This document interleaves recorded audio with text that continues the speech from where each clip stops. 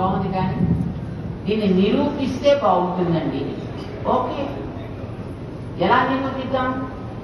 అన్ని దేవతలకి సంబంధించిన ఆయుధాలన్నీ పెడదాం. రాత్రిపూట తలుపులు తాళాలు వేసేద్దాం. మర్నాడు పొద్దున్న స్వామికి మేల్కొలుపు పాడినప్పుడు ఆయన ఏది తీసుకుంటే ఆయన అది. అలా తీసుకుంటాండి విగ్రహం. మీరు విగ్రహం అనుకుంటున్నారు, నేను ఆయన సాక్షాత్తు పరం బ్రహ్మం అనుకుంటున్నా. ఆయన సాక్షాత్తు దేవదేవుడు. అందుచేత ఆయన తప్పకుండా తీసుకుంటాడు.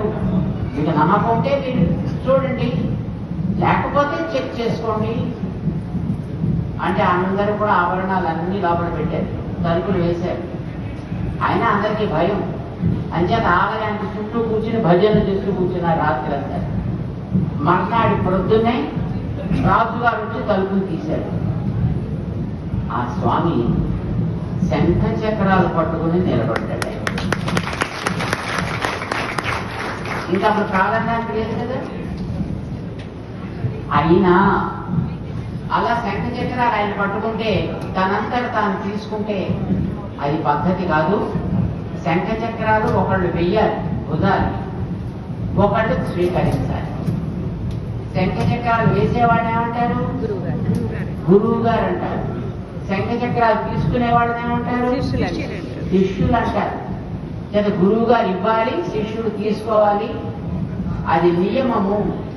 అందుకోసం రామానుజుల వారు మీరే వెంకటేశ్వర స్వామికి శంఖ చక్రాలు ఇవ్వండి అని రాజుగారు కోరితే రామానుజుల వారు వెంకటేశ్వరుడికి శంఖ చక్రాలు ఇచ్చారు. శంఖ చక్రాలు ఇచ్చినప్పుడు బొట్టు కూడా పెడతారు. అంచేత పుండ్ర ధారణ కూడా చేశారు. రోజు అభిషేకం జరిగేది వెంకటేశ్వరుడు, కానీ రోజు జరగడం మంచిది కాదు. విగ్రహాలు కదా, క్రమంగా అది అవయవాల్లో తరుగుదల ఏర్పడుతుంది. అందుచేత ప్రతి శుక్రవారం మాత్రమే అభిషేకం చేయాలి. హలో,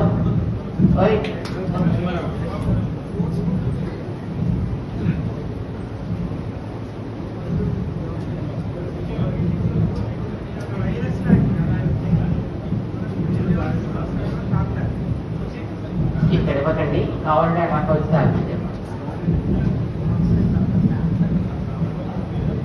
శుక్రవారం మాత్రమే అభిషేకం చెయ్యాలి. రామానుజుల వారి శంఖ చక్రాలు ఇచ్చారు. వెంకటేశ్వర స్వామి రామానుజుల వారికి శిష్యుడయ్యాడు.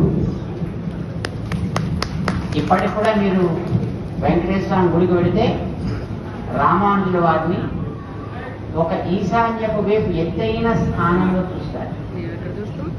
అది వెంకటేశ్వర స్వామి వారు అక్కడ ఉండాలి. మా గురువులు వారి పాదాలు నా గుండెలు తాకుతూ ఉండాలి, ఆ ఇంటిలో ఉంచాలి అని ఆజ్ఞాపించి రామానుజుల వారి మూర్తిని అక్కడ ప్రతిష్ఠ చేయించుకున్నాడు. ఆయన